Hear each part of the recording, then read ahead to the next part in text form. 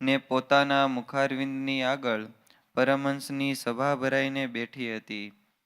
પછી શ્રીજી મહારાજ અર્ધઘડી સુધી તો પોતાની નાસિકાના અગ્રસામું જોઈ રહ્યા, ને પછી બોલ્યા જે, પરમેશ્વરને ભજવાની તો સર્વેને ઈચ્છા છે, પણ સમજણમાં ફેર રહે છે. માટે જેની આવી સમજણ હોય તેના હૃદયમાં ભગવાન સર્વ પ્રકારે નિવાસ કરીને રહે છે.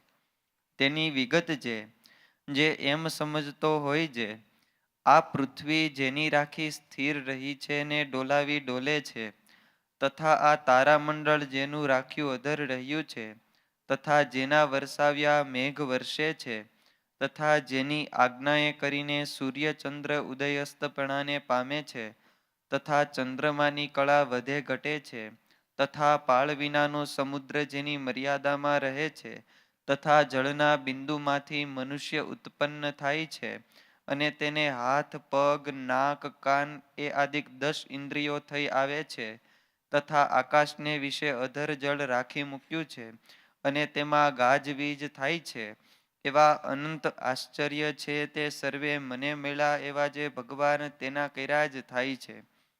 એમ સમજે, પણ પ્રગટ પ્રમાણ જે ભગવાન તે વિના બીજો કોઈ એ આશ્ચર્યનો કરનારો છે એમ માને નહીં, અને પૂર્વે જે અનંત પ્રકારના આશ્ચર્ય થઈ ગયા છે તથા હમણાં જે થાય છે તથા આગળ થશે, તે સર્વે મને મળ્યા એવા જે પ્રત્યક્ષ ભગવાન તે વતે જ થાય છે એમ સમજે. અને વળી પોતે એમ જ સમજતો હોય જે, ચાહે કોઈ મારી ઉપર ધૂળ નાખો, ચાહે કોઈ ગમે તેવું અપમાન કરો, ચાહે કોઈ હાથીએ બેસાડો, ચાહે કોઈ નાક કાન કાપીને ગધેડે બેસાડો, તેમાં મારે સમભાવ છે.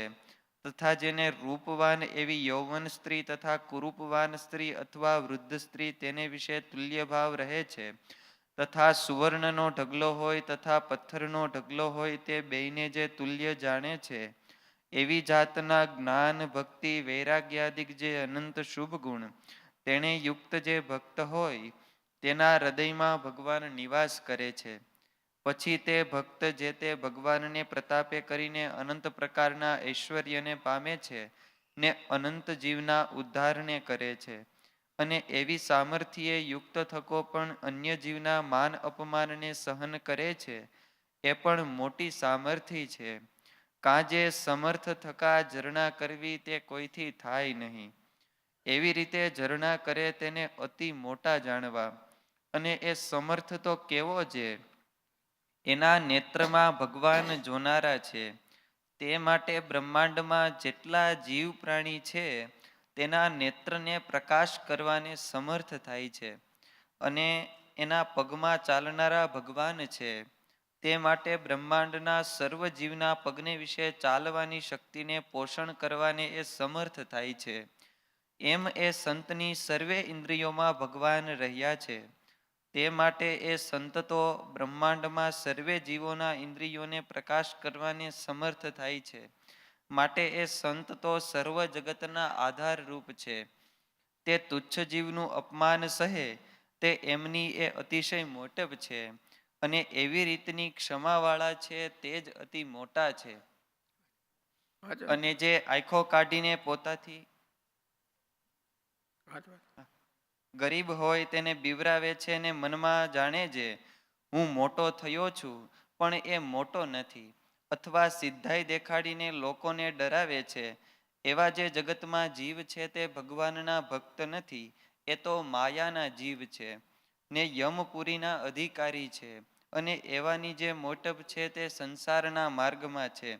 જેમ સંસારમાં જેને ઘોડું ચડવા ન હોય તેથી જેને ઘોડું હોય તે મોટો, અને એક ઘોડું જેને હોય તેથી જેને 5 ઘોડા હોય તે મોટો, એમ જેમ જેમ અધિક સંપત્તિ હોય તેમ સંસાર વ્યવહારમાં અતિ મોટો કહેવાય, પણ પરમેશ્વર ભેજામાં એ મોટો નથી. અને જેની મતિ એવી હોય જે આ સ્ત્રી તો અતિશય રૂપવાન છે, અને આ વસ્ત્ર તો અતિશય સારું છે, અને આ મેળી તો ઘણી સારી છે, અને આ તુંબડી તો અતિશય સારી છે, ને આ પાત્ર તો અતિશય સારું છે, એવી રીતના જે ગૃહસ્થ તથા ભેખધારી તે સર્વે તુચ્છ બુદ્ધિવાળા છે. ત્યારે તમે કહેશો જે એનું કલ્યાણ થશે કે નહીં થાય? તો કલ્યાણ તો પામર જેવો સત્સંગમાં હોય તેનું થાય છે, પણ મોરે કહી એવી જે સંતતા તે એમાં કોઈ દહાડે આવતી નથી. તથા પૂર્વે કહ્યા એવા જે સંત તેના જે ગુણ તે પણ એવામાં આવતા નથી, કાં જે એ પાત્ર થયો નથી. એમ વાર્તા કરીને જય સચ્ચિદાનંદ કહીને શ્રીજી મહારાજ દાદા ખાચરના દરબારમાં પોતાને ઉતારે પધાર્યા. ઇતિ વચનામૃતમ. એવી રીતે ગઢડા પ્રથમ પ્રકરણનું 27મું વચનામૃતમ જે તે થયું. સહજાનંદ સ્વામી મહારાજની જય. પ્રથમ પ્રકરણનું 27મું વચનામૃત વંચાણું છે. મહારાજે કીધું કે ભગવાન આપણા અંતરમાં રહે એવી સમજણનું આ વચનામૃત છે. જેણે કરી અને ભગવાન અંતરમાં અખંડ નિવાસ કરીને રહે. મહારાજે કીધું કે ભગવાન ભજવાની તો બધાયને ઈચ્છા રહે છે. કોઈ માણસને એવું નથી કે આપણે નરકમાં જઈએ. નરકમાં જાય એવા કામ કરતા હોય તો પણ એને ઈચ્છા તો હોય કે આપણે ક્યાંક ભગવાનના ધામમાં જઈએ કે સ્વર્ગમાં જઈએ. કામ ભલે એવું કરતા હોય પણ ઈચ્છા તો એવી જ હોય કે આપણે આમ જઈએ. એટલે કોઈને એવી ઈચ્છા નથી, બધાને એવી ઈચ્છા છે કે આપણે ભગવાનના ધામમાં જઈએ, કે આપણે આપણા હૃદયમાં ભગવાન રહે, અખંડ રહે. મહારાજ કે એટલી ઈચ્છા માત્ર કરવાથી ભગવાન આપણા અંતરમાં અખંડ રહી જાય એવું નથી.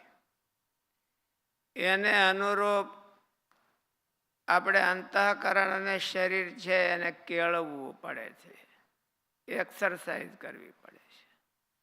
અને એ એક્સરસાઇઝ છે એ મહારાજે આ વચનામૃતમાં બતાવી છે. મહારાજ કે ભગવાન ભજવા માટે, ભગવાન અંતરમાં અખંડ રહે એના માટે કેવી સમજણ હોવી જોઈએ, કેવા એને નિર્ણયો કરવા જોઈએ તો ભગવાન રહે. તો એની વાત મહારાજે આમાં કરી છે. મહારાજ કે આ જગતમાં જે કાંઈ આશ્ચર્યરૂપ દેખાય છે, ઐશ્વર્યો દેખાય છે, અદ્ભુતતા દેખાય છે, એ અદ્ભુતતા એને કરનારા આપણને મળ્યા એ ભગવાન છે એવું છે. આ જગતમાં અદ્ભુતતા દેખાય છે પણ ભગવાન નથી દેખાતા. અને કોઈક વ્યક્તિઓ દેખાય છે. ગીતામાં ભગવાને એવું કીધું કે યદ યદ વિભૂતિમત સત્વમ યદ યદ ઉર્જિતમેવ ચ. આ જગતમાં જે કાંઈ ઉર્જા દેખાય છે, એક્સ્ટ્રા ઓર્ડિનરી દેખાય છે, એ એકાંશે નથી તો જગત મારા એક અંશમાંથી છે એમ તું જાણ તો તને ભગવાનમાં વિલક્ષણતા જ્યાં સુધી આપણને ભગવાનની ન દેખાય ત્યાં સુધી ભગવાનની ભક્તિ થઈ શકે નહીં.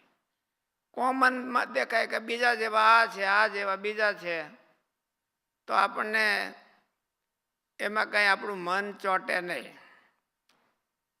એની ઇતર વિલક્ષણતા આપણને અનુભવાવી જોઈએ કે આના જેવા બીજા કોઈ નથી. ત્યારે માણસનું મન છે એમાં જોડાય છે. જો એની વિલક્ષણતા ન જણાય તો આપણું મન છે એ ભગવાનમાં જોડાય નહીં. એટલે મહારાજે આમાં એવું કીધું કે આ જગતમાં કોઈ ન કરી શકે એવી જે વાત હોય એને ઐશ્વર્ય કહેવાય. આપણે સામાન્ય રીતે કરી ન શકીએ તો એનું નામ ઐશ્વર્ય કહેવાય, એનું નામ પરચા કહેવાય કે આપણે એને પરચા કહીએ. આપણે લાલચો છે ને એટલે પરચા કહીએ, નકર એને વાત તો ઐશ્વર્ય કહેવાય. એટલે માણસ કરી ન શકતા હોય, દેવતાઓ પણ ન કરી શકતા હોય, કોઈ ન કરી શકતા હોય, અને એક ભગવાન જ કરી શકે. ભગવાન એવું તત્વ છે એ ઇતર વિલક્ષણ છે. મહારાજે વચનામૃતમાં ભગવાનની બાબતમાં દ્રષ્ટાંત દીધું કે સોનું છે અને બીજી ધાતુ છે, એ બેમાં બહુ ડિફરન્સ છે. સોના અને બીજી ધાતુમાં શું ડિફરન્સ છે કે સોનું છે એને કાટ લાગતો નથી. 1000 વર્ષ સુધી સોનું કાદવની અંદર પડ્યું રહે તો એ કાટ ન લાગે. એને વેધર છે એ ઇફેક્ટ કરતું નથી. બીજી બધી ધાતુઓ હોય એને વેધર ઇફેક્ટ કરે, ગમે તેવી સારી ધાતુ હોય તો એને વેધર ઇફેક્ટ કરે. પણ આ સોનું જ એક એવી છે, સોનાની જાત એટલે ચાંદી હોતી એમાં આવી જાય કે એને વેધર ઇફેક્ટ કરતું નથી. અને બીજું કે સોનું છે એ સેકન્ડ હેન્ડેડ થતું નથી. આપણે ઘણી વખત વાત કરી છે, બીજી બધી આ જગતની કિંમતી વસ્તુઓ હોય એ સેકન્ડ હેન્ડેડ થઈ જાય. તમે હારામાં હારો બંગલો બાંધ્યો હોય, 4-5 મિલિયન ખર્ચો કર્યો હોય અને તમે રહેવા જ ગયા ન હો અને તમારે વેચવા કાઢો, માર્કેટમાં મૂકો તો 5 મિલિયન કોઈક ન દે, થોડુંક ઓછું તો દે જ, 5 મિલિયન કોઈ દે નહીં. એમાં જો તમે રહેવા વયા ગયા હો તો સેકન્ડ હેન્ડેડ થઈ ગયું.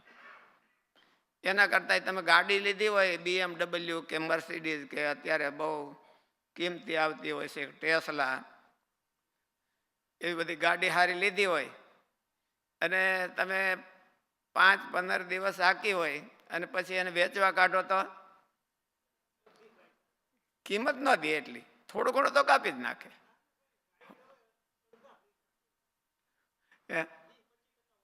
25% ઓછા કરી નાખે. એટલે એનું કારણ શું કે સેકન્ડ હેન્ડેડ થઈ ગયું. સોનું ક્યારે સેકન્ડ હેન્ડેડ થતું નથી. એક પાંચથી બીજા પાંચ જાય, બીજા પાંચ ત્રીજા પાંચ જાય, 100 જગ્યાએ ફરે. અને સોનાની લકડી હોય તો કંઈ કે આ કેટલા જગ્યાએ ફરી, તો કે 100 જગ્યાએ. અહીં અત્યારે માર્કેટમાં તમે હાઉસ મૂકો અને 6 મહિના રહે તો હવે જાણે કાન કોઈ ગ્રાહક નથી. એટલે લેવાવાળો હોય ને એ વધારે ઠેઠ હાવ ડાઉન કિંમત મૂકે કે એટલી બધી નહીં દઈ. અને ઓલા જેમ જેમ બદલે એમ સેકન્ડ હેન્ડેડ થતું જાય. અને હોનું એક જ એવું છે કે એ સેકન્ડ હેન્ડેડ ન થાય. 100 જગ્યાની 100 હાથમાંથી બીજા હાથમાં બદલતું જાય તોય સેકન્ડ હેન્ડેડ નહીં. એ એની વિલક્ષણતા છે, એટલે એની કિંમત આવે છે. અને એટલે માણસ એનો સંગ્રહ કરવા માટે લલચાય છે. એમ ભગવાનમાં મહારાજ તો કે જેમ હોનું છે એ બધા કરતા વિલક્ષણ છે, એમ ભગવાન તત્વ એવું છે કે કોઈ ઋષિ દેવતા મુક્ત પણ નહીં, એના જેવા કોઈ નહીં. બીજા છે એ ધૂળ ભેળા ધૂળ થઈ જાય. અને ભગવાનને મહારાજે તો એવું કીધું હોનું છે એને દાટે તો વધે. આપણને ખબર નથી બહુ, પણ મહારાજે કીધું છે કે એ જૂના જમાનામાં દાટતા એટલે વધે. એમ ભગવાન છે એની સામર્થ્ય અમુકને માયામાં આવે તો ઉર્જિત થાય, આમ ખોળ કળાએ ખીલે. જ્યાં સુધી ઓલું ન હોય તો ત્યાં સુધી બરાબર એનો રંગ ન દેખાય. પણ જેમ જેમ માયામાં આવે ભગવાન એમ એમ એનો રંગ પકડતા જાય. એ એની ઇતર વિલક્ષણતા છે, એ એના કાર્યની વિલક્ષણતા છે.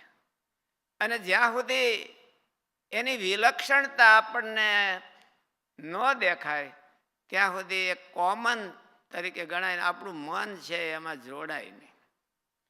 મહારાજે કીધું કે આ બધા જે ઐશ્વર્યો થાય છે એ મને મળ્યા એવા ભગવાન એના વતે થાય છે. આ અંતરમાં મનાવવું જોઈએ. મહારાજ છે શ્રીજી મહારાજ, આપણા સંપ્રદાયમાં શ્રીજી મહારાજ છે એને આપણે સર્વોપરી માનતા હોય છે અને સર્વોપરીની વાતો આપણે થતી હોય છે. પણ એ બધી આપણા ગળામાં ઉતરવી એ ઘણી કઠણ છે. શ્રી કૃષ્ણ ભગવાન છે એ નિર્દોષ હતા. એવું કહેવાય છે. ગોપીઓની સાથે ભગવાન રાસ રેમા તો પણ એ નિર્દોષ હતા, ઉર્ધ્વ રહેતા હતા. અને એની પરીક્ષા શ્રી કૃષ્ણ ભગવાને પોતે જ બધા ભર સભામાં આપી હતી. જ્યારે પરીક્ષિતનો જન્મ થયો ત્યારે અશ્વત્થામાના બ્રહ્માસ્ત્રથી એનો એ મૃતક જન્મ હતો. એની મા ઉત્તરા હતા, એ ભગવાન પાસે એને ખોળામાં લઈને ગયા કે મહારાજ આ તમારો ભક્ત, અને અત્યારે તો બીજો કોઈ છે ને, આ એક જ તંતુ છે તમારા ભક્ત, એ મૃતક છે, હવે તમે રક્ષા કરો. એટલે શ્રી કૃષ્ણ ભગવાને ત્યાં પ્રતિજ્ઞા કરી કે હું ગોપીઓ સાથે રાસ રમીને પણ ઉર્ધ્વ રહેતા રહ્યો તો પરીક્ષિત છે એ જીવતા થાય. એ પરીક્ષિત જીવતા થઈ ગયા. શ્રી કૃષ્ણ ભગવાને બધા એની સામે, દેવતાઓની સામે, માણસોની સામે આવી પ્રતિજ્ઞા ખુલ્લી ચેલેન્જ કરી કે હું જો ઉર્ધ્વ રહેતા હોઉં, મારામાં કોઈ દોષ ન હોય, ડાઘ ન મને લાગ્યો હોય, તો આ પરીક્ષિત છે એ જીવતા થાય. અને જીવતા થયા, બધાને એવું થયું. તો એ ભગવાનના ચરિત્ર સાંભળતી વખતે પરીક્ષિતને ડાઉટ થયો, ખુદ પરીક્ષિતને ડાઉટ થયો ભગવાનના ચરિત્રો સાંભળતી વખતે. એટલે ભગવાન ભલેની ઘણી વખત પ્રૂફ થઈ ગયા હોય તો આપણે ગળે ન ઉતરે ક્યારેક, અને ગળે ઉતરે એના હૃદયમાં ભગવાન રહે, એવું કીધું મારે. ભગવાન તો ભગવાન જ છે.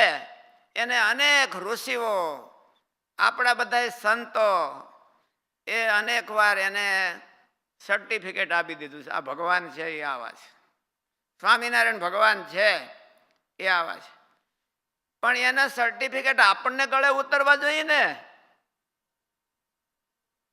આપણા બાપ દાદાએ સર્ટિફિકેટ આપી દીધું તો આપણને એ ગળે ઉતરે નહીં. એટલે મહારાજને એવું કહેવું પડ્યું કે ભગવાન છે એ આવા હોય તો, આવું જો મનાય તો એના અંતરમાં ભગવાન છે એ સર્વ પ્રકારે નિવાસ કરીને રહે છે. એટલે વાલા ભક્તો, આપણા બાપ દાદાઓ માની ગયા, બધા માની ગયા, એનાથી આપણને કાંઈ ફળ થાય નહીં. તમારે ગ્રહસ્થાશ્રમમાં એવું હોય કે દાદાની કમાણી હોય તો દીકરાને મળે ખરી. દાદા જાજુ કમાતા ગયા હોય તો થોડીક એકાદી પેઢી હાલે એટલું કમાતા ગયા હોય તો એને ફાયદો મળે એમ. પણ આ અધ્યાત્મના માર્ગમાં એવું નથી કે ભાઈ બાપ દાદા કમાઈ ગયા હોય તો આપણને મળે. આપણે એમ કહીએ કે શાસ્ત્રીજી મહારાજ અમારા ગુરુ હતા. ભાઈ હતા એ તો વાત સાચી છે એમ. આપણને એમાંથી શું મળે તો કે રોટલો મળે. સ્વામીનું નામ પડે તો અમને બહુ પૂજે છે બધા, અને એવું માની પૂજે કે સ્વામીના શિષ્યો છે એટલે એમાં કાંઈક એવું હોય જ ને. એ તો હોય કે ન હોય એ તો એને ખબર, પણ હોય જ ને એવું માનીને બધા પૂજતા હોય છે.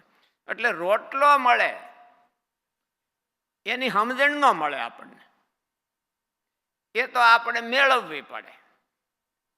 શાસ્ત્રીજી મહારાજના આપણે શિષ્ય થઈ ગયા એટલે બધા બરાબર જ એવું ન માની લેવાય તમે કે અમે. બીજા કરતા શાસ્ત્રીજી મહારાજનું જીવન છે એ ઇતર વિલક્ષણ હતું, એમાં ના નહીં. એટલે આપણું જીવન છે એ ઇતર વિલક્ષણ, એની હારે નામ જોડી દઈએ આપણે એટલે આપણું જીવન ઇતર વિલક્ષણ થઈ જાય, એવું ન થાય. ભગવાનના માર્ગમાં એવું ન થાય, લોકના માર્ગમાં એવું થાય. શાસ્ત્રીજી મહારાજના શિષ્યો આપણે ગણાવીએ તો આપણો રોટલો હાજો, અમારો એમાં ખાસ. કારણ કે જ્યાં જઈને પૂજા થાય, પૂજા તો એના નામથી થાય છે, અમારા નામથી નથી થતી, એના નામથી થાય છે. અને એની જે કીર્તિ છે એને લઈને માણસો પૂજે છે. એ અમારામાં હોય એવું બને નહીં, અને હોય જ એવું આપણે માની ન લેવાય. ગ્રહસ્થાશ્રમમાં એના બાપા અબજોપતિ હોય તો એને બહુ વાપરી નાખ્યું હોય તો અડધો અબજ રહ્યા હોય એવું બને, અને એને કઈ એની બાપ દાદાની ઓલી હાલે આવે, વારસો હાલ્યો આવે. આમાં વારસો ન હાલે, આમાં તો એણે કર્યું હોય એ જ એની પાસે હોઈ શકે. આપણે કાંઈ એવો દાવો ધરાવી કે અમે શાસ્ત્રીજી મહારાજના શિષ્યો છીએ, અમે ગુણાતીત પરંપરાના છીએ. સારું, તમે હોવ તો કઈ વાંધો નહીં, એ સારું છે. એટલું ખરું કે આપણે વારસો જોતો હોય તો હેલો પડે, બીજાને મેળવવો અઘરો પડે. જ્યાં એના પરંપરામાં જ નથી કે કૂવામાં ન હોય તો અવાડામાં આવે ક્યાંથી, એટલું ખરું. પણ કૂવામાં હોય એટલે અવાડામાં ઓટોમેટિક આવી જાય એવું ન હોય. કૂવામાં હોય તો સીધો અવાડો ભરાઈ જાય, સીધો ભરાઈ જાય. આ નાના છોકરાઓ એમ કે વોટ ઇઝ અવાડો કે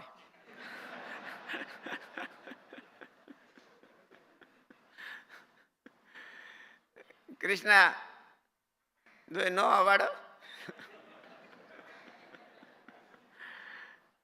હવે એને સોહિલભાઈ સમજાવશે, આપણે તો એવો ટાઈમ નથી, મને સમજાવતા આવડે ની અંગ્રેજી ભાષા જોઈ. Water tank, ground water tank ઓર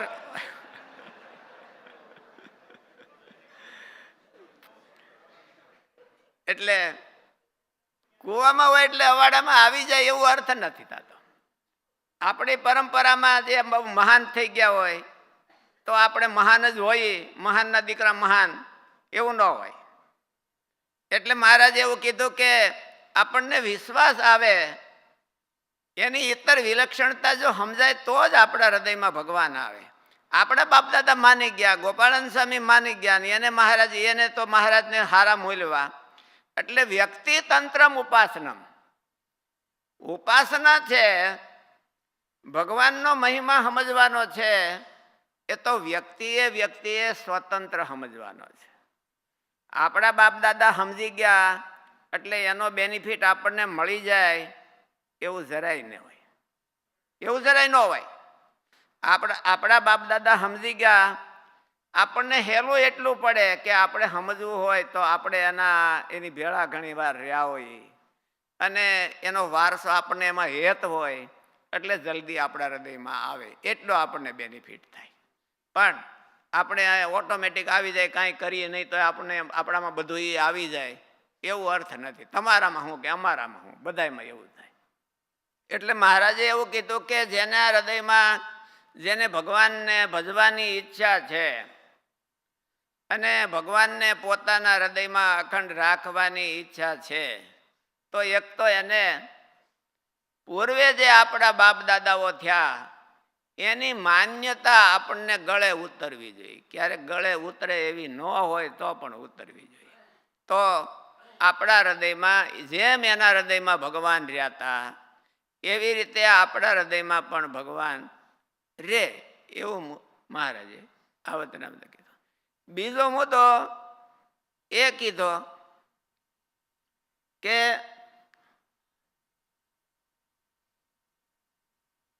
એવો નિર્ણય રાખવો પડે કે ચાહે કોઈ મારી ઉપર ધૂળ નાખે, ચાહે કોઈ મને હાથીએ બેસાડે, ચાહે કોઈ મને ગધેડે બેસાડે, તો પણ મારે બધું સરખું છે.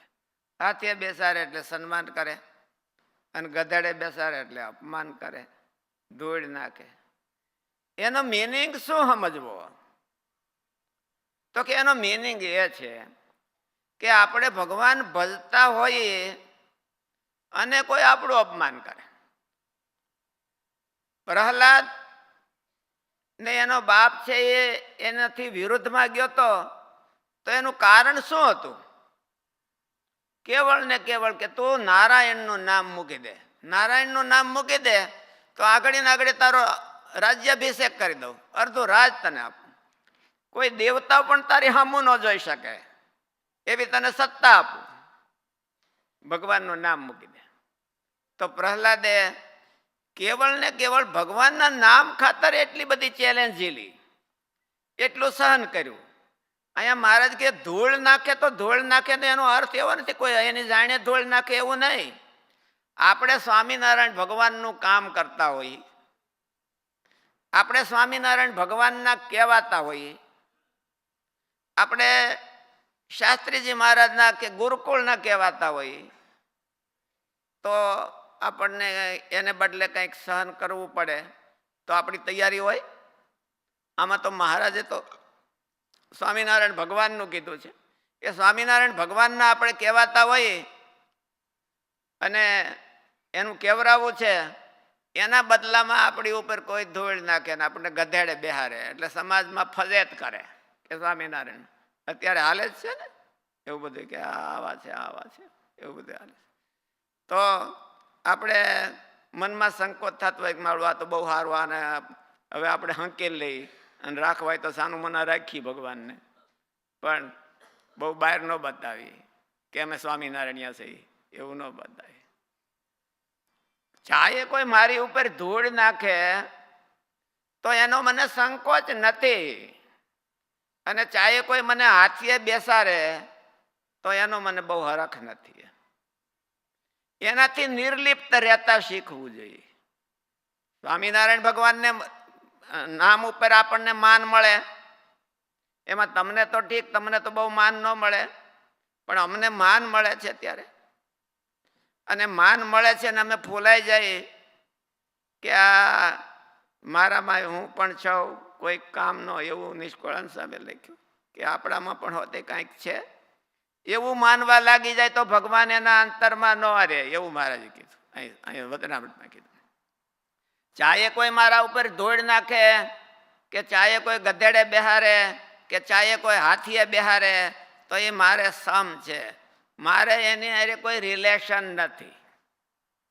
સ્વામિનારાયણની હારે રિલેશન રાખવું હોય તો ઓલાની હારે રિલેશન સારું કે મોડું, આપણને કોઈક હારા કે સ્વામિનારાયણ ભગવાન છે, કોઈને ગુણ હોય તો એમ કે સ્વામિનારાયણ ભગવાન છે બહુ સારા, અને આપણું સન્માન હોતે કરે. સ્વામિનારાયણ ભગવાનના નામથી કે શાસ્ત્રીજી મહારાજના નામથી કે ગુરુકુળના નામથી ક્યારેક ક્યારેક આપણું સન્માન થાય. સન્માન થાય ને આપણે એવું માની લઈએ કે આ આપણો પુરુષાર્થ છે, એવું માની લઈએ તો થાય શું કે સન્માન મળે પણ મહારાજ છે એ આપણા હૃદયમાંથી વયા જાય. સન્માન એક્સેપ્ટ કરીએ આપણે, મહારાજે એવું કીધું કે બે હરખું છે. કોના અંતરમાં ભગવાન ભજવાની તો બધાને ઈચ્છા છે, અને ભગવાનને હૃદયમાં ધારવાની તો બધાને ઈચ્છા છે, પણ ભગવાન છે એની ઈચ્છા નથી આવી કે જ્યાં ત્યાં હું જાઉં. ભગવાનને એવી ઈચ્છા નથી કે બધી ઠેકાણ બોલાવીને વયો જાવ. એમ બોલાવે છે તો બધાય કે અમારા હૃદયમાં તમે ભગવાન તમે રહ્યો, પણ બધાય ઠેકાણે રહેવાની એની ઈચ્છા નથી. એ ત્યાં જ જાય છે કે માનમાં નિર્લિપ્ત રહે અને અપમાનમાં પણ નિસંકોચ રહે કે અપમાન થાય તો મને કાંઈ વાંધો નથી. શાસ્ત્રીજી મહારાજ છે ને બહુ સરસ એક વખત પહેલી વખતે અમેરિકા આવ્યા અને સ્વામી ત્યાં પાછા ઇન્ડિયા આવ્યા, અને ઇન્ડિયા આવ્યા અને ત્યારે સત્કાર થતો અમેરિકાનું બહુ હતું. અત્યારે તો અમને કોઈ પૂછતું નથી બહુ, ત્યાં જઈ તો એટલે સ્વામી પહેલી વખતે ત્યાં આવ્યા તો બહુ સત્કારને આગળ એમ કે એવું થતું. સ્વામી જુનાગઢ ગયા, જુનાગઢ હોતે સ્વામીનો સત્કાર થયો. સ્વામી ત્યારે બહુ બોલ્યા હતા, સરસ બોલ્યા હતા કે સ્વામી કે એક વખત અહીંયા મારી ઉપર હોળીઓ બોલતો હતો અને અટાણે મારો સત્કાર થાય છે. સ્વામી એવું નહોતું કીધું મારે બધું હરખું છે, પણ હતું એને હરખું. કોઈ એના જે ધૂળ નાખનારા હોય એના એ હાર પહેરાવવા આવે, અને હાર પહેરાવવા આવ્યા હોય એને ધૂળ નાખી હોય તો એને જો એ સુખી દુઃખી થઈ જાય, ધૂળ નાખતા હોય ત્યારે દુઃખી થઈ જાય, અને હાર પહેરાવા આવે ત્યારે બહુ ખુશી થઈ જાય, તો ભગવાન વ્યા જાય. એના હૃદયમાં ભગવાન ન રહે. મહારાજે અંત્યના 21મા વચનામૃતમાં કીધું છે સોનાનો દોરો ત્રણેય ઋતુમાં હરખો રહે. મીણ પાયેલ દોરો ચોમાસામાં ને શિયાળામાં તો હરખો રહે, પણ ગરમી મણે પડવા એટલે ઢીલો ઢપ થઈ જાય. મહારાજે કીધું માન અપમાન ત્યારે થાય જેને માટે તમે કરતા હો, ગુરુકુળને માટે તમે કરતા હો, અને ગુરુકુળમાં તમારું સન્માન ન જળવાય. આગળ સ્વામીએ વાત કરી ને, ઇન્દરજીભાઈ જેતપુરમાં, એને બહુ એ જમાનામાં બહુ જાજુ ડોનેશન કરી દીધું અને બધું આપી અને હાવ સાદા કપડાં, કોઈ દોરો રાખે, કપડું તૂટી ગયું હોય તો પોતે હાંધી લે, એવી રીતે. અને માંદા પડ્યા અને એની સારવાર નહીં લેવાતી હોય અને તો પછી એને શ્રદ્ધા રહે નહીં. પણ એ તો કોઈ વિરલ વ્યક્તિત્વ હોય તો એને શ્રદ્ધા રહે ને એના હૃદયમાં ભગવાન રહે. ભગવાન ભજવા અને ભગવાન ભજાવવાની તો બધાને ઈચ્છા હોય. બધાને એવી ઈચ્છા હોય કે આપણે ભાઈ હાલો આ હોલ છે એ હાંકડો પડે અને ઝાઝા માણસો અહીંયા આવે, ભગવાનના આશ્રિત થાય, એવી હંધાયની ઈચ્છા હોય. પણ નથી થતા એનું કારણ શું છે? આપણે ઘણી વખત કહીએ છીએ, અમે ત્યાં, હું હૈદરાબાદ હતો ને ત્યારે હૈદરાબાદમાં અમે નાના સંતોની સભા થાય તેને કહી કે ત્યારે તો સ્કૂલ થઈ એટલે એડમિશનની વાત હોય, એડમિશન ઝાઝા થાય તો આપણને હરખ થાય. એટલે કે ભાઈ સ્કૂલમાં આપણે, હું એને બધા સંતોને કહેતો કે એડમિશન લેવા આવે છે ને એ સંસ્થાની બ્રાન્ડ જોઈને લેવા આવે છે અને સર્ટિફિકેટ કાઢીને થેલા લઈને વ્યા જાય છે ને એ આપણું મોઢું જોઈને વ્યા આવે. પછી જ્યાં સુધી આપણું મોઢું દેખાય ને આવે ને એટલે પછી વૈયા જાય, ભાગી જાય કે આ સામી છે ત્યાં સુધી નથી જવું આપણે. વાલા ભક્તો, અહીંયા પણ એવું જ છે. સ્વામિનારાયણની અથવા તો ગુરુકુળની બ્રાન્ડ જોઈને અહીંયા આવે છે અને વયા જાય છે ને પછી હામું જ નથી જોતા ક્યારેય. એ બ્રાન્ડ જોઈને વયા નથી જતા. એ આમાંથી કોઈક આટા મારતા હોય આપણા જેવા કોક, એ કોઈક ભટકાઈ ગયા હોય એટલે વ્યા જાય. એ ભટકાઈ જાય એટલે માણસ વ્યા જાય પછી હામું ન જોવે, કોઈ દરવાજા હામું ન જોવે. જ્યાં સુધી હોય તો બધા એને માની લીધું હોય કે બધા પેલી ખીચડી કે ભાત રાંધતા હોય ને ત્યારે આમ જોવે કે હજી દાણો એક કાચો છે તો હજી બધા કાચા છે એમ. એક જ આપણે ભટકાઈ ગયા હોય તો એમ માને કે બધા એવા જ છે એમાં, અને પછી હામું ન જોવે. એટલે વાલા ભક્તો, ભગવાને આમાં મહારાજે એવું કીધું કે ચાહે કોઈ મારી ઉપર ધૂળ નાખે, ચાહે કોઈ ગધેડે બેહીને અપમાન કરે અને ચાહે કોઈ હાથીએ બેહારે અને માન સન્માન આપે તોય મારે સમ છે. જેને મનમાં એવું હોય, માન સન્માન માટે આપણે ભગવાનને ભજતા હોઈએ તો આપણા હૃદયમાં માન સન્માન રહે, ભગવાન ક્યાંથી રહે? અને માન સન્માનને માટે જ આપણે ભગવાન ભજતા હોય કે જે કાંઈ સેવા ઓલું કરતા હોય કે મહારાજને માટે કરતા હોઈએ તો એ બધું પ્રાપ્ત થાય, પણ ભગવાન પ્રાપ્ત ન થાય. ભગવાન એમ પ્રાપ્ત થઈ જાય એવું નથી. એટલે મહારાજે કીધું કે જેને ભગવાન ભજવાની અને ભજાવવાની પણ બધાયને ઈચ્છા હોય છે. બીજા કોઈક ભગવાનના આશ્રિત થાય, આપણા ઈષ્ટદેવના આશ્રિત થાય તો કોને ન ગમે? બધાને ગમે છે, એ બધાને ગમે. પણ એવું હેલું નથી. મહારાજે એવું કીધું કે કમસે કમ એને એટલું કમિટમેન્ટ હોવું જોઈએ કે હું ભગવાન ભજું છું અને ભગવાનની આરાધના કરું છું અને ભગવાન મારા હૃદયમાં બિરાજે, તો હામું કમિટમેન્ટ આપણું શું? અહીંયા તમારે મોટી મોટી કંપનીઓ હોય એ કોલેજના કેમ્પસમાં જઈ અને પ્લેસમેન્ટ આપે. એમાં હાર્વર્ડ જેવી યુનિવર્સિટીઓ હોય એમાં મોટી મોટી કંપનીઓ જઈને હજી તો ઓલા ભણતા હોય ત્યાં સુધી ત્યાં જ એને પ્લેસમેન્ટ આપી દે કે એને કમિટમેન્ટ કરી લે એમ કે ભાઈ હાલે તમારો 1 કરોડ રૂપિયા પગાર 1 વર્ષનો, કરોડ રૂપિયા, ક્યારેક ક્યારેક તો મહિનાનો હોતે આપી દેતા હોય છે, મોટી કંપનીઓ આપી દેતા. પણ ખાલી પગાર જ આપી દે, પગાર ખાલી ન આપે, એને કમિટમેન્ટ લે. તું મને શું ફાયદો કરી દે? આપણા દેશમાં મોટી કંપની વાળા છે, રિલાયન્સ જેવાની બધા, તો એ ઓલા બધા IAS ઓફિસરો હોય ને એને પૂછે કે તને ગવર્મેન્ટ કેટલો પગાર આપે છે? તો કે 2 લાખ 3 લાખ જે આપતા હોય કે 5 લાખ પગાર ભૈયા. તારે આવવા જવા માટે ચાર્ટર પ્લેન મુંબઈથી જામનગર ને જામનગરથી મુંબઈ, શનિ રવિ રજા, શનિ રવિમાં તારે જવું હોય ફેમિલી લઈને તો એ કંપનીને ખર્ચે 5 લાખ પગાર, આટલી સગવડતા તને, પણ તું મને શું આપે? આલે આ તારે 500 કરોડ અને તારે જે કરવું હોય, કોને નોકરીએ રાખવા હોય તો રાખ, કાઢી નાખવા હોય ને કાઢી નાખ, પણ મને વર્ષે 1000 કરોડ આપવાના 500 માંથી. કમિટમેન્ટ તો જોઈ. આપણું કમિટમેન્ટ મહારાજને માટે હું?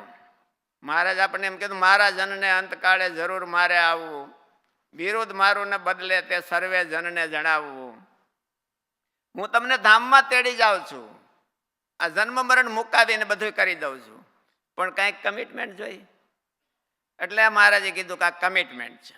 ચાહે કોઈ મારા ઉપર ધૂળ નાખે, મારું અપમાન કરે, કે ચાહે કોઈ મારું માન કરે, પણ માનમાં લેવાવું નહીં અને અપમાનમાં પાછું નહીં પડવાનું અને એક ધારું મહારાજનું કામ કરવું, તો એના અંતરમાં મહારાજનો નિવાસ થાય છે, એવું મારે કીધું. ભગવાને ગીતામાં એવું કીધું, નમામ કર્માણી લિંપંતી નમે કર્મ ફલે સ્પૃહા. સારું કર્મ થાય તો એનું મને અભિમાન નથી આવતું, અને ગમે તેવું કર્મ ભગવાનને હાથે મોડું તો થાય જ નહીં, પણ મને અભિમાન પણ નથી આવતું અને મને એની આસક્તિ પણ નથી આવતી. એટલે એવું જો થાય, ઇતિ મામ યોભી જાનાતી, તો ભગવાન કે કોક મને એવો માને તો ઈ હોતે એવો થઈ જાય. ભગવાનને એવા સમજે હૃદયથી, તો એનામાં પણ એની ઝલક આવે છે. ભગવાનની ઝલક. આપણે શાસ્ત્રીજી મહારાજ એવું કહેતા ને કે બીજા આપણે પણ કહીએ છીએ કે શાસ્ત્રીજી મહારાજનું જીવન કેવું હતું, તો કે નંદ સંતોના જીવન હતા એની ઝલક સ્વામીના જીવનમાં હતી. એટલે એવું જો થાય તો એના જીવનમાં ભગવાનની પણ એની ઝલક આવે. આપણે નારાયણ ભગત હતા ને, એ સ્વામીને વિશે વાત કરતા કે એમની ચેષ્ટા જ અલગ, એમને બહુ મહિમા અને અલૌકિક ભાવ હતો, એટલે એની ચેષ્ટા જ અલગ. એની ઝલક છે એ મહારાજની ઝલક અને નંદ સંતોના જીવનની ઝલક એમાં આવે. ઝલક અને નકલ એ બે થોડીક અલગ અલગ હોય છે. ઘણા સંતો કે ભક્તો નકલ કરતા હોય. એક ભગત છે એ એમને મળ્યા હતા, એટલે એને આગ્રહ બહુ કે બધા મંદિરોમાં એમાં બધી સેવા હારી કરતા હતા, બહુ સારી ઉદાર દિલના હતા, પણ એને આગ્રહ બહુ કે તમે મારું એનાઉન્સમેન્ટ એવું કરો કે આ દાદા ખાતર છે. એને બહુ આગ્રહ રહેતો કે દાદા ખાતરની મને ઉપમા આપો. દાદા ખાતરની વાત કરતા હતા ને, એટલે કે દાદા ખાતરની મને મારું નામ લ્યો તો એની દાદા ખાતરનું નામ થોડુંક લેવાવું જોઈએ. એટલે એને નકલ કહેવાય. એ કરતા હોય સારું, પણ એને નકલ કહેવાય કે ભાઈ આપણે બહુ ભડભડિયો રહેતો હોય તો નકલ થઈ જાય, અને મનમાં સાંભળતો જ ન હોય તો ઝલક કહેવાય. એને એ સાંભળ્યા વિના એવું થઈ જતું હોય તો એને ઝલક કહેવાય. શાસ્ત્રીજી મહારાજ છે એના જીવનમાં એની ઝલક આવતી હતી, નંદ સંતોના જીવનની એ ઝલક આવતી હતી. એટલે મહારાજે એવું કીધું કે જેના હૃદયમાં આ કમિટમેન્ટ હોય. બીજું મહારાજે એવું કીધું કે સોનું અને કચરો એ બે જેના હૃદયમાં એક હરખું હોય, સમાન હોય. યુવાન સ્ત્રી અને વૃદ્ધ સ્ત્રી એના પ્રત્યે હરખો ભાવ રહેતો હોય, તો એનો અર્થ શું સમજવો? સોનું અને કચરો બે હરખો થાય તો એનો અર્થ શું સમજવો? એનો અર્થ છે ભાઈ હોનું તો અમારે અમે કોઈ દી જોતું નથી, પણ તોય અમે ઉખડતા નથી ક્યાંયથી. એનો અર્થ છે ભોગમાં પ્રીતિ નહીં. જેને ભોગમાં પ્રીતિ છે એને હોનું ન રાખતો હોય તો કાંઈ વાંધો નહીં, એ હોનામાં જ પડ્યો છે. આ જગતના ભોગમાં જ્યાં સુધી પ્રીતિ હોય ત્યાં સુધી ભગવાનને કેવી રીતે રાખી શકશે? એટલે હોનું કચરો આ બધું હરખું થઈ જાય. સોનાનો ઢગલો અને કચરાનો ઢગલો અને એ બધું હરખાનો મિનિંગ એ છે. ભલે તમે હોનું લઈને તમે તિજોરામાં મૂકી દો. કાંઈ હોનું કચરો એટલે કચરાની જગ્યાએ હોનાને નાખવા જાય. કોઈને ભગવાનને ઈચ્છાથી મળ્યું હોય તો હોનાને એમ કે કચરામાં નાખે, એવું એવું કાંઈ કરવાની જરૂર નથી. ભોગમાં પ્રીતિ ઓછી થવી જોઈએ. આ જગતના ભોગ જોઈને, આ જગતના સમૃદ્ધિ જોઈને જેના મોઢામાંથી લાડુ પડી જાય એ ક્યારેય ભગવાન ભજી ન શકે. એ જેથી તેથી ત્યાં જ લોભાઈ જવાનો છે. એને એમ થાય કે ઓહો, અમારે ક્યાંક મને એક્ઝેક્ટ ખબર નથી પણ એક અમારા સંત છે ને એ મહારાજને પ્રાર્થના કરતા કે હે મહારાજ મને બીજો અવતાર આપો તો ફલાણા પટેલને ઘેડે દીકરો બનાવજો. એ જમાનામાં પટેલની સમૃદ્ધિ સારી છે. અને આ ભાઈ સાહેબ છે એ ક્યાંકથી આવતા હશે ભૂખના ભડભડિયામાંથી, એટલે એને મનમાં આમ કે લાડ રહી ગઈ, મારું આ તો આપણે ભોગવાનું રહી ગયું. આવું હોય તો આપણે તો ફલાણા પટેલને ઘરે મને દીકરો બનાવજો. એટલે એવું બને. જ્યાં સુધી આ જગતના ભોગમાં આપણને પ્રીતિ રહે ત્યાં સુધી મહારાજ કે એના હૃદયમાં ભગવાન ન રહે. અખંડ ભગવાન રાખવા હોય કે અખંડ ભગવાન ભજવા હોય તો એ ભગવાન અખંડ ભગવાન ભજવા જાતો પણ ઓલાનું ભજન મળે કરવા. ગાંધીજી જ્યારે સ્વતંત્રતાની ચળવળ ઉપાડી ને ત્યારે કેટલાક સંન્યાસીઓ થઈ ગયા. તે સંન્યાસીઓ હોતે ત્યાં ઝંડો લઈને ત્યાં લાગી પડ્યા હતા. એટલે જે હૃદયમાં માલિપા અભરખા રહી ગઈ હોય એ જેદી તેદી ફૂટી નીકળે છે અને એ ક્યારેય ભગવાનને આપણા હૃદયમાં સ્થિર થવા દે નહીં.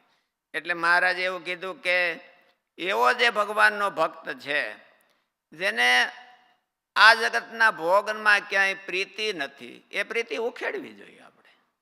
જેને ભગવાન રાખવા હોય કે જેને ભગવાન ભજવા હોય કે જેને ભગવાન ભજાવવા હોય તો એણે કમસે કમ આ જગતના ભોગમાંથી પ્રીતિ ઉખેડવી પડે, માન અપમાનમાંથી પ્રીતિ ઉખેડવી પડે, ઐશ્વર્ય સમૃદ્ધિમાંથી પ્રીતિ ઉખેડવી પડે અને એક ભગવાનમાં પ્રીતિ કરો. ભગવાનને કોઈની અરે હૈયારું પોહાતું નથી. ભાગીદારી ભગવાન કોઈની અરે કરતા નથી. જ્યાં સુધી આપણને આમાં પ્રીતિ છે ત્યાં સુધી કે રખડો તમે ને વાંધો નહીં, અમને મને કાંઈ વાંધો નથી. આ બધાને મૂકીને જેથી તમારી ઈચ્છા થાય ત્યારે આવજો અને ત્યારે મારા દરવાજા છે એ ખુલ્લા છે. એટલે માટે મહારાજે કીધું કે ભગવાનનો ભક્ત છે એ આવી રીતે જ્ઞાન વૈરાગ ભક્તિ એને યુક્ત થાય એના હૃદયમાં ભગવાન છે એ સર્વ પ્રકારે નિવાસ કરીને રહે છે. પછી મહારાજે બહુ સરસ આ વચનામૃતના એના શબ્દો છે એ સમજવા જેવા છે. પછી મહારાજે કીધું કે એના હૃદયમાં ભગવાન નિવાસ કરે ત્યારે આખા જગતના જે બધા જીવ છે એને હાલવાની શક્તિ એને પૂરનારા આ છે. બધાના શરીરમાં હાલવાની શક્તિ છે એને આપનારા છે.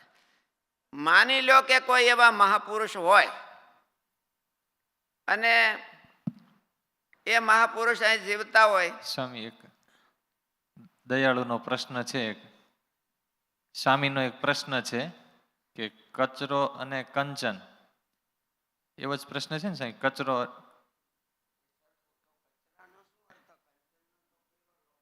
શું કહો તમે? કચરો અને કંચન એ સરખું એમાં ભાવ વર્તે એમ મહારાજે કીધું. તો કંચનનો અર્થ તો તમે કર્યો કે લોભ, ભોગમાં પ્રીતિ નહીં. તો એવી રીતે કચરાનો શું અર્થ કરવો? તિરસ્કાર નહીં. કચરાનો જગતના જે માણસ જેમ કંચનમાં લોભાઈને ભગવાનને ભૂલી જાય છે એમ કચરાનો તિરસ્કાર કરીને પણ ભગવાનને ભૂલી જાય છે. આપણને એમ લાગે કે આ તો બધા આવા છે અને કચરા જેવા છે, એટલે કચરા જેવા છે તેનો તિરસ્કાર કરીને પણ ભગવાન ભૂલી જાય છે. જેને ડિસ્કનેક્શન, સાચો વૈરાગ્ય ડિસ્કનેક્શન છે, એનો અભાવ કે એની નિંદા એ વૈરાગ્ય નથી, એનો તિરસ્કાર. કોઈ માણસ છે એ જગતના પંચ વિષયનો અતિ તિરસ્કાર કરે છે અને કોઈ માણસ છે એ જગતના પંચ વિષયમાં અતિ આસક્ત છે, તો બેય ભૂલ્યા છે. બેયના હૃદયમાં ભગવાન આવી શકે નહીં. કચરાનો જ્યાં સુધી તમારે તિરસ્કાર છે તો માણસનું મન ક્યાં રહેશે? એ તિરસ્કારમાં રહે છે.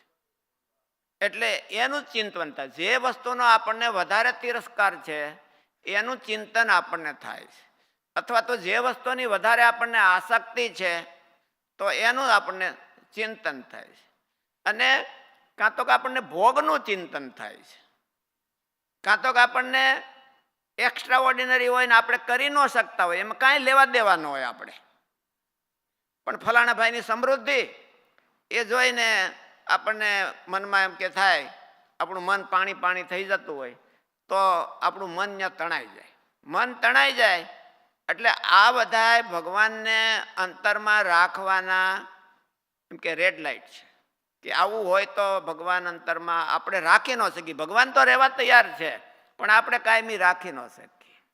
એટલે મહારાજે સોનાનો દોરાને મીણપાયેલ દોરાની વાત કરી. મીણપાયેલ દોરો હોય અને એની પાસે ગરમી આવે એટલે તરત જ ઓગળી જાય.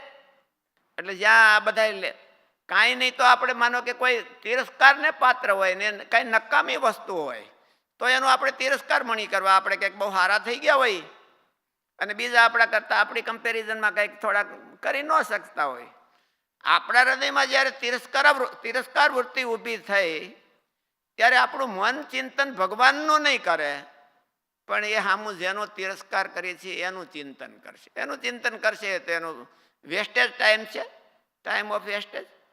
એટલે કચરો અને કંચન એનો બેનો અર્થ એ છે, એક બહુ કિંમતી વસ્તુ છે ને એક હાવ નકામી વસ્તુ છે. એમાં નકામી વસ્તુમાં મન જોડવું એ નકામું છે અને બહુ સારી વસ્તુમાં મન જોડવું એ ભગવાનને માર્ગે માટે તો એ વિઘ્નરૂપ છે. એટલે જેને ભગવાનમાં મન જોડવું છે એને આ બધાયથી નિવૃત્તિ થાય, બધાયથી નિવૃત્ત થવું પડે. એટલે મહારાજે કીધું, આપણે વાત કરતા હતા કે એના ચરણમાં એટલી શક્તિ છે, બધાયના ચરણમાં એ શક્તિના પૂરનારા છે. કોકને એક્સિડન્ટ થયું હોય ને એને લંગડો થઈ ગયો હોય તો આ હામું જોવે હાજો થઈ જાય? કેમ લાગે? તો આનો અર્થ શું કરવો? કે બધાયના ચરણમાં શક્તિ પૂરે છે. કોઈ ગઈઢો માણસ હોય ને માંડ ડગમગ હાલતો હોય તેની સામું જોવે તો એ મને દોડવા, તો એનો સમજવું હો કે તો આને તો પછી મહારાજે કીધું એનો અર્થ શું કરવો?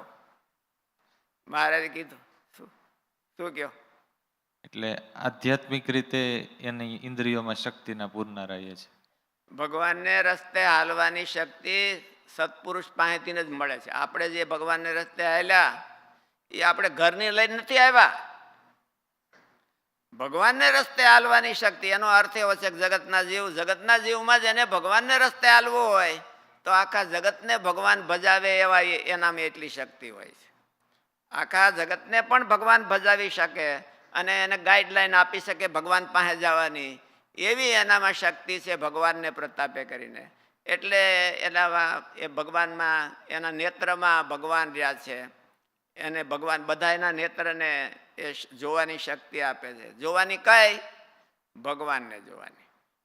આ જગત જોવાની નહીં, પણ ભગવાનને જોવા હોય તો કઈ દ્રષ્ટિએ જોવા, તો એ બધાને ગાઈડન્સ આપે એવી એનામાં શક્તિ છે. મહારાજ કે એવા થકા હોય અને ગમે એટલી એમાંના ઓલી ઐશ્વર્ય આવ્યું હોય તો પણ એ નિર્માની થઈને રહે છે. મહારાજ કે સિદ્ધાઈ જે બતાવવી એ તો આ લોકની વસ્તુ છે. ભાઈ જેને 5 ઘોડા હોય એ 2 ઘોડાવાળા કરતાં વધારે સમૃદ્ધિ વાળો કહેવાય. 10 ઘોડા ને મહારાજ ઘોડા કીધા, અટાણે ગાડીઓ લેવાની. ઘોડાની જગ્યાએ છે ને ગાડીઓ, ટ્રાન્સપોર્ટેશન ના સાધનો, એમ બીજું કાંઈ નહીં. એટલે એનાથી સમૃદ્ધિ મપાય છે. એ જગતની સમૃદ્ધિ. કોકને ડરાવે છે, સિદ્ધાય જણાવીને ડરાવે છે, એ તો મહારાજ કે જગતના જીવ છે. ભગવાનનો ભક્ત છે એ કોઈને ડરાવતો નથી અને ડરાવવાની એના મનમાં ઈચ્છા પણ થતી નથી કે આ થોડોક હરખો નથી હાલતો તેને હરખો કરી, પાધરો કરી, એવી એના મનમાં ઈચ્છા થતી નથી. એવી ઈચ્છાવાળા હોય એ ભગવાનને રસ્તે હાલી ન શકે. એવી ઈચ્છાવાળા જે હોય એ ભગવાનને રસ્તે ક્યારેય ચાલી ન શકે. એટલે મહારાજે અહીંયા એવું કીધું કે જેના હૃદયમાં ઈચ્છા હોય કે ભગવાન ભજવાની અથવા તો ભજાવવાની એમાં આમાં નથી કીધું, પણ એનો અર્થ એ છે કે ભજાવવાની, તો એને આવું એનું પોતાનું જીવન છે આવું જોઈએ, સોનાના દોરા જેવું હોવું જોઈએ. એ 6 ઋતુમાં હરખો હોય, માન અપમાનમાં ઢીલો ન પડે અને ઓલામાં વધારે કાંઈ ફૂલાઈ ન જાય, ઓલું આ સત્કાર થાય તો ગમે એવી સમૃદ્ધિ જોવે તો પણ એમાં મન લલચાય નહીં, અને ગમે એટલો નબળા માણસો હોય તો એનો તિરસ્કાર ક્યારેય થાય નહીં. જો એનો તિરસ્કાર થાય નબળા માણસોનો તો સારા માણસોમાં એનું મન લલચાવાનું છે. એટલે આને એક શબ્દમાં કહેવું હોય તો ડિસકનેક્શન. જગતથી ડિસકનેક્શન થયા વિના ભગવાનનું કનેક્શન થઈ શકે નહીં. ભગવાનનું કનેક્શન કરવું હોય તો જગતના જે ભાવો છે એનાથી ડિસકનેક્શન થવું જોઈએ, અને એ ડિસકનેક્શન થાય ત્યારે ભગવાનમાં કનેક્શન થાય છે. એટલે મહારાજે આ વચનામૃતમાં એવું લખ્યું કે આ વચનામૃત છે એ ભગવાન અખંડ આપણા હૃદયમાં નિવાસ કરીને રહે એવી સમજણનું છે. એવી સમજણ આમાં મહારાજે થોડાક એંગલ કીધા કે આવી રીતે સમજણની હોય તો એના હૃદયમાં ભગવાન રહે. સહજાનંદ સ્વામી મહારાજની જય.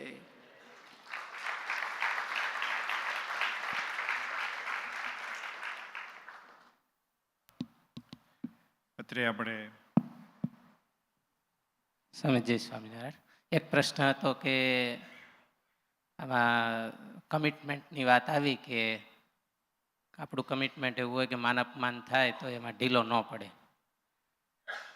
તો માનો પોતા ઉપર આવે અને ઢીલો પડે ન પડે એ તો સમજાય, પણ સંસ્થાની સેવા હોય, ભગવાનના ભક્તની સેવા હોય અને એમાં કંઈક ગડબડ થાય તો અંતર જખવાઈ જાય. માનો કે હમણાં એક મુમુક્ષુની લડાઈનું કામ હાલતું હતું તો એમાં પ્રોબ્લેમ થયો તો થોડુંક અંતર પાછું પડે તો એ કમિટમેન્ટની ખામી ગણાય કે શું ખામી ગણાય? અર્ધોક મને પ્રશ્ન સમજાણો છે, પાછો રિપીટ કરો તો થઈ. તમે સમજ્યા પ્રશ્ન? આજ મને એવું સ્વામી જણાવ્યું કે સ્વામી એક કોઈ મુમુક્ષુની લડાઈ ચાલતી હશે અને સ્વામીએ પૂરેપૂરો પ્રયત્ન કર્યો હશે અને જેમાં ધાર્યું એવું પરિણામ ન આવી શક્યું ને એને કારણે અંતર પાછું પડી જાય તો ત્યારે કેવી સમજણ? અંતર જખવાઈ જાય. માન અપમાન જેવું હોય એમાં તો માનો ઓલું થતું હોય કે પાછા પડતા હોય ને કમિટમેન્ટમાં, આવા કમિટમેન્ટમાં પણ આપણે પાછા પડીએ તો આપણે કોઈનું એમ કે સારું કોઈને ભગવાન ભજાવવા માટે આપણે પ્રયત્ન કર્યો હોય ને એમાં નિષ્ફળ જાય, હા, અને તો આપણને મનમાં દુઃખ થાય, એવો જ પ્રશ્ન છે. બસ એવો જ પ્રશ્ન છે. અને એમાં અંતર જખવાઈ જાય એટલે એનો ટૂંકો જવાબ એ છે કે દુઃખ ન થવા દેવું. ભગવાનની ઈચ્છા, પ્રયત્ન કરવાનો પણ પરિણામ છે એ ભગવાનની ઉપર છોડવાનું. આપણે આપણો પ્રયત્ન પૂરો કરવાનો અને અંતરની પ્રમાણિકતાથી પ્રયત્ન કરવાનો કે આપણે જ્યાં સુધી હોય ત્યાં સુધી કરી છૂટવાનું. અને છતાંય પરિણામ સારું ન આવ્યું કે પૂરું આપણું ધાર્યું પરિણામ ન આવ્યું તો એને ભગવાનની ઉપર છોડતા શીખવું પડે. અને જો આપણે સુખી દુઃખી થઈ જઈએ તો એનો અર્થ એવો છે કે આપણે કરતા હરતા આપણને પોતાને માન્યા છે. જેટલું સુખી દુઃખી થવાય છે એટલું આપણે આપણા ઉપર લઈ લીધું છે. અને સુખી દુઃખી નથી થવાતું અને ભગવાનને રાજી કરવા જ માટે આપણે કરીએ છીએ તો એ પરિણામ ભગવાનને દેવું, મરજી જોઈને આપણે એ સુખી દુઃખી ન થાય તો આપણે એમ માન્યું કહેવાય કે ભગવાનને માટે કર્યું કહેવાય. એટલે પ્રશ્ન એમાં એવો છે કે આપણે જે આ કાર્ય હોય એ ભગવાનને ને ભગવાનના સંતોને રાજી કરવા જ કરતા હોઈએ, બરોબર? હવે એ થાય નહીં એટલે ઓલા સંતો રાજી ન થાય અને ભગવાન રાજી ન થાય, અને થાય તો રાજી થાય. એટલે સંતોનો તો ક્યારેક ક્યારેક મૂડ એવો હોય કે કોઈ વાતે રાજી ન થાય પણ ભગવાન તો રાજી થાય.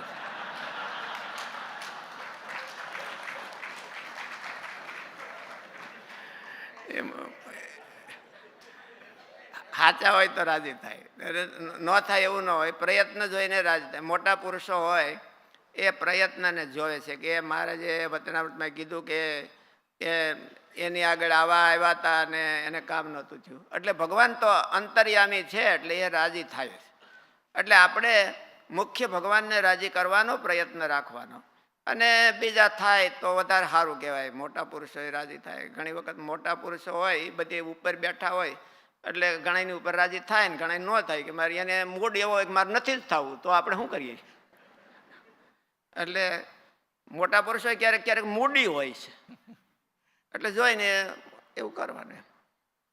એક વિશ્વ સ્વરૂપ સ્વામીનો પ્રશ્ન. સ્વામીનો પ્રશ્ન એવો છે કે જગતથી હાવ ડિસ્કનેક્ટ થઈ જાય તો પછી આ બધી ભગવાનની સેવાની બધું કેમ થાય? એવું તો નથી હોતું. ડિસ્કનેક્ટ છે એના રિઝલ્ટથી થવાનું છે. અને એમાં જનક રાજા તો એ પૂરા ડિસ્કનેક્ટ હતા, તો એ આખું રાજ ચલાવતા હતા. ડિસ્કનેક્ટ થઈને ઉલટું સારું હાલે છે. આપણું જે ઇમોશનમાં જ આપણી જિંદગીને આપણી ઉર્જા બધી ખપી જતી હોય છે. કે આપણે કોઈ જરીક હોય તો ઇમોશન એમ થાય કે આપણે રાજી રાજી થઈ જાય, વળી ઘડીક થાય તો દુઃખી દુઃખી થઈ જાય, એમાં કામ ન કરી શકીએ.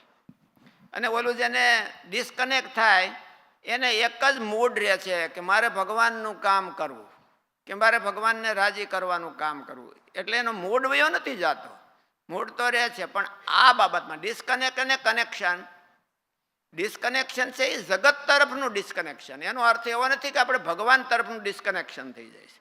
ભગવાનનું કામ તો ઉલટી એમાં જે જગતમાં આપણી ઉર્જા જતી હતી એને બદલે એ ટોટલી ઉર્જા છે એ ભગવાન તરફ વળે છે.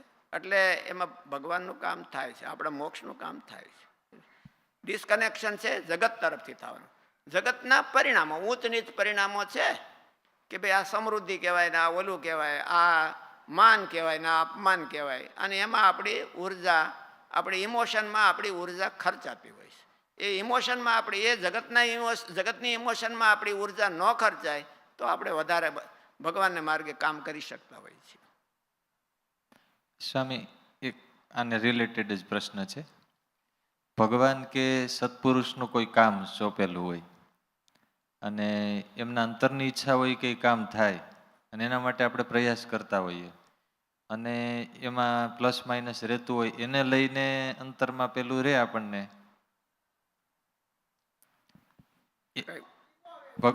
ભગવાન ભગવાન કે સત્પુરુષનું કોઈ ડ્રીમ પ્રોજેક્ટ હોય અને એ આપણે પૂરો કરવાનો હોય, એમાં આપણે સેવા કરતા હોઈએ અને એમાં પ્લસ માઇનસ થતું હોય, જવાબદારી આપણે લઈ લીધી હોય, પ્રોજેક્ટમાં પ્લસ માઇનસ થતું હોય એને રહીને અંતર ક્યારેક પાછું પડતું હોય તો એટલે પ્લસ માઇનસ એ મને ન સમજાણું. હું પ્લસ માઇનસ આપણાથી થાય કે એનાથી થાય એમ? એટલે પ્લસ માઇનસમાં એવું કે જે ટાર્ગેટમાં પૂરો થવો જોઈએ એ પ્રમાણે ચાલતું ના હોય, ન થાય, અને એમાં વિક્ષેપો આવતા હોય અને આપણને એમ હોય કે ભાઈ એની ઈચ્છા છે ને આપણે ટાઈમે કરીને થતું નથી, એટલે ટાઈમે ન કરી શક્યા એનું દુઃખ થાય. હા, એમ ટાઈમે ન કરી શક્યા એનું દુઃખ, એ દુઃખ થવું જોઈએ, એમાં કંઈ વાંધો નહીં. મહારાજે એવું કીધું છે કે બધુંય દુઃખ છે એ નુકસાન રૂપ જ હોય એવું નથી હોતું. મહારાજે કીધું કે ભગવાનના ભગતને દુઃખ થાય તો એને દુઃખે દુઃખી થાવ. મહારાજ દ્રષ્ટાંત દીધું કે રામાનંદ સ્વામી ધામમાં વયા ગયા તો ભાઈ રઘુનાથ દાસજીને તો કંઈ દુઃખ જ થયું નહીં અને બીજા બધા રડવા માંડ્યા. અને એમાં મહારાજે પછી કીધું કે ભગવાનનો ભક્ત હોય એને દુઃખે તો જરૂર દુઃખી થાવ, અને એમાં આપણી શક્તિ ઓછી નથી થતી. મોટા પુરુષ હોય ને એણે આપણને કામ બતાવ્યું હોય અને એ પ્રોજેક્ટ આપણે લીધો હોય અને આપણે થોડોક પૂરો ન કરી શકતા હોય તો એનો આપણને રંજ તો થોડોક થવો જોઈએ. મનમાં થોડુંક એવું તો થવું જોઈએ કે આપણે કોઈ પણ વાતે પૂરું કરી દઈએ. અને છતાંય આપણે પૂરું પ્રયત્ન કર્યો હોય ને ન થાય તો ખરેખર જે રિયલ મહાપુરુષો હોય એ ઓલું ન થતા હોય. આપણો પ્રયત્ન તો એ જોતા હોય. એટલે ઘણા ખરા ભગવાન જેવા અંતર્યામી જ હોય કે ભાઈ આ પ્રયત્ન પ્રમાણિકતાથી કરે છે પણ એનાથી થતું નથી, તો કાં તો એ સહાય કરે અને કાં તો ગમે તે કરે. એટલે એમાં બીજું કંઈ વાંધો નહીં. એની થોડીક ચિંતા રહે એ સારી. ભગવાનની આ જે મહારાજે વચનામૃત કીધું એ પર્સનલની વાત કરી છે કે પર્સનલ પોતાને સારું કે મોડું એમ નહીં, પણ આપણે સંસ્થાનો જ્યારે વિચાર કરીએ કે ભગવાનના યુનિટનો વિચાર કરીએ ત્યારે એમાં તો સારું ભગવાનના યુનિટની સમૃદ્ધિ વધે એ વધારવી જોઈએ. એમાં આપણું એમ કે ભારત જ્યારે સ્વતંત્ર થયો ત્યારે એક આપણા જે ભારતના મુખ્ય માણસ હતા એને ટાટા કંપનીવાળાએ એવું કીધું કે આપણે આવી રીતે એમ કે પ્રોજેક્ટ કરીએ અને એમાંથી આપણને નફો થાય તો ભારતની ઘણો વિકાસ થાય. તો પેલા આગેવાન જે વ્યક્તિ હતા એમણે એવું કીધું કે નફો એ તો બહુ ગંદી ચીજ છે, નફો ગંદી ચીજ છે. પણ એ ખરેખર અને એ ગંદી ચીજ હતી એટલે અટાણે ભારતની કમદશા છે. જો એ ગંદી ચીજ છે એ પોતાના વ્યક્તિત્વને માટે છે, સમૂહને માટે નહીં. સાદું રહેવું ને સિમ્પલ રહેવું એ આપણું વ્યક્તિત્વ છે. પણ સંસ્થા છે એ બધા આપણા જેવા ભીખ માગનારા ભેળા થાય એવું ન કરાય. સંસ્થામાં તો સમૃદ્ધિ હોવી જોઈએ. ભગવાનનું યુનિટ છે એ સમૃદ્ધ હોવું જોઈએ. એટલે એ આગેવાનની ને બધાની ફરજ કહેવાય.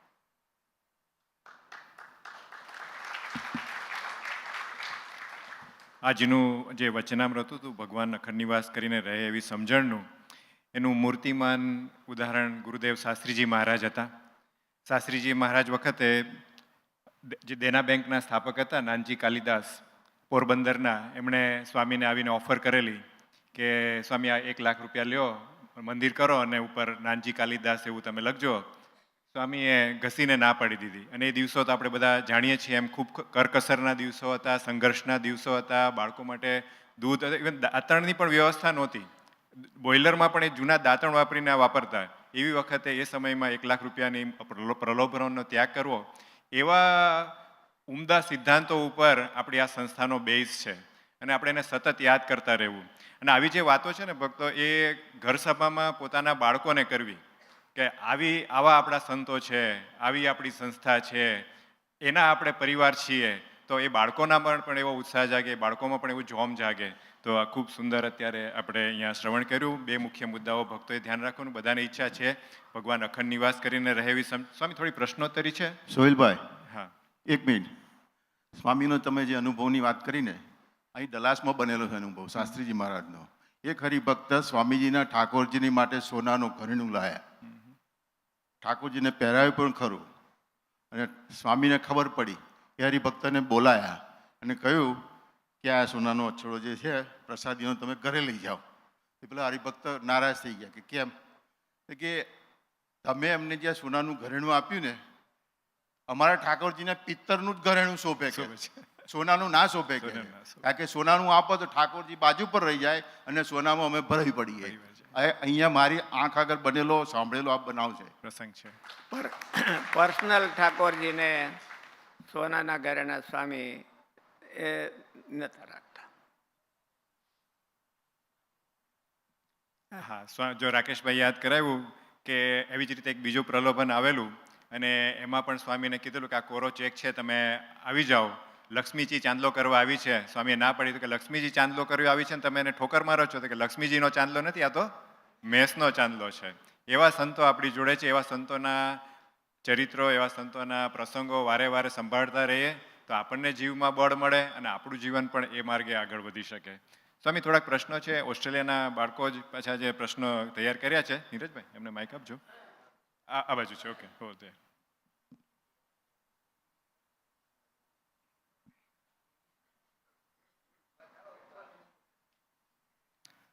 Rushil Dobaria, he is asking a question. હાથમાં લઈ લે મોબાઈલ. જય સ્વામિનારાયણ સ્વામી, તમે ગઢા પતમ 25માં તમે નિષ્કામ કર્મયોગનું તમે આપ્યું હતું, તમે વાત કરી હતી. તો એ નિષ્કામ કર્મયોગ કેવી રીતના તમે કરી શકો અને એનું મહત્વ શું છે? ગઢડા મધ્યના 25મા વચનામૃતમાં કર્મયોગ વિશે તમે વાત કરેલી. તો એ કર્મયોગ એટલે શું? નિષ્કામ કર્મયોગ. નિષ્કામ કર્મયોગ. કર્મયોગ એટલે તું ભણતો હોય અને બરાબર મહેનત કરીને ભણવાનું અને કદાચ ને ધારણા કરતાં ઓછા થોડાક ટકા આવે તો દુઃખી નહીં થઈ જવાનું અને વધારે ટકા આવે તો ફૂલાઈ નહીં જવાનું. એને કર્મયોગ કહેવાય. જે આપણે આપણા જીવનમાં કાંઈક કર્મ કરીએ છીએ એ હરખ શોખ વિના પણ કાળજીપૂર્વક કરવાનું. હરખ શોખ નહીં કરવાનો, એને હરખ શોખ નહીં કરવાનો એટલે કાળજીએ મૂકી દેવાનું એવું નહીં, પ્રાણને હટે કરવાનું. પણ એનું પરિણામ છે એ ભગવાનને સમર્પણ કરવાનું. હું જે આ કરું છું એ ભગવાનને માટે કરું છું, ભગવાનને રાજી કરવા કરું છું. એવી રીતે કોઈ પણ પ્રોજેક્ટ કરવો કે કોઈ પણ ગોલ કરવો, એ ગોલ એવી રીતે કરવો તો એને કર્મયોગ કહેવાય. સ્વામી એમનો સમજાણું તને કઈ? નિષ્કામ કર્મયોગના શું બેનિફિટ છે એવો એનો થોડો પ્રશ્ન હતો સ્વામી. નિષ્કામ કર્મયોગના બેનિફિટ તો બહુ જ મોટા છે. નિષ્કામ કર્મયોગ કેવી રીતે કરવો એ વાત છે, પણ નિષ્કામ કર્મયોગનો બેનિફિટ એટલે એ નિષ્કામ કર્મયોગ છે. નિષ્કુળાનંદ સ્વામીએ વૈરાગ્ય કરતાં પણ એ શ્રેષ્ઠ નિષ્કામ કર્મયોગને કીધો છે. વૈરાગ્ય હોય અને એક બાજુ નિષ્કામ કર્મ હોય, બેની તુલના કરે માણસ. તો નિષ્કામ કર્મયોગ છે એમાં વૈરાગ ઓટોમેટિક એના પેટાળમાં આવી જાય છે. વૈરાગનો અર્થ એવો છે કે કોઈ પણ ઈચ્છા ન થાય, કોઈ પણ જગ્યાએ રાગ ન થાય. અને નિષ્કામ કર્મયોગનો પણ અર્થ એવો થાય કે કોઈ પણ જાતની ઈચ્છા નહીં રાખવાની, કોઈ પણ જાતની આસક્તિ નહીં રાખવાની. અને પાછો નિષ્કામ કર્મયોગ છે એ પ્રોડક્ટિવ છે અને વૈરાગ છે એ નોન પ્રોડક્ટિવ છે. મને વૈરાગ હોય તો બીજાને શું ફાયદો? હું બહુ અતિ વૈરાગી હોઉં તો સંસ્થાને શું ફાયદો? કાંઈ ન ફાયદો થાય. પણ હું નિષ્કામ કર્મયોગી હોઉં તો સંસ્થાને ફાયદો થાય, બીજાને પણ ફાયદો થાય. એટલે નિષ્કામ કર્મયોગ છે એ વૈરાગ કરતાં પણ શ્રેષ્ઠ છે. અને ભગવાન છે એને વશ થઈ જાય છે, ભગવાન એને બહુ માને છે. એટલે ભગવાનને રાજી કરવા માટે નિષ્કામ કર્મયોગ જેવું બીજું કોઈ શ્રેષ્ઠ સાધન નથી. નિર્વાસનિક થવા માટે પણ નિષ્કામ કર્મયોગ જેવું બીજું કોઈ સાધન નથી. જય સ્વામિનારાયણ સ્વામી, તમે 1-2 દિવસ પહેલા અનુરાગનું વાત કર્યું હતું, તો હું કથામાં અનુરાગ કેવી રીતે લાવી શકું? કથામાં અનુરાગ કેવી રીતે લાવી શકું? અનુરાગ છે એ નેચરલ છે, એ હૃદયમાંથી જન્મે છે. છતાં પણ એને એક્વાયર કરી શકાય છે. વારંવાર ટ્રાય કરીએ આપણે. અનુરાગનો અર્થ થાય, અનુરાગનો ફિઝિકલ અર્થ થાય કે આપણે કથા સાંભળી ત્યારે બહુ હેતથી સાંભળવી હોય અને પછી આપણને જાણે યાદ આવે, અહીંથી બહાર નીકળ્યા પછી આપણને યાદ આવે, તો એ યાદ આવે છે એ અનુરાગને લઈને આવે છે. હવે આપણને જાણે યાદ આવતી નથી તો આપણે એક્વાયર કરવાની, આપણે એને યાદ કરવાની. 5 વાર 10 વાર એવી રીતે યાદ કરીએ એટલે પછી આપણને કથા અહીંયા બેઠા બેઠા એવી રીતે આમ કે ઓલું આપણી ટેવ પડી જાય કે આપણને એ બહાર જાય ત્યારે પણ સાંભળે, તો એને અનુરાગ થઈ ગયો કહેવાય. અનુરાગ હોતે ક્રિએટ થાય છે, અનુરાગને ક્રિએટ કરી શકાય છે. એ આવી રીતે કરી શકાય. અનુરાગ નેચરલ પણ હોતે હોય અને એક્વાયર પણ હોતે હોય.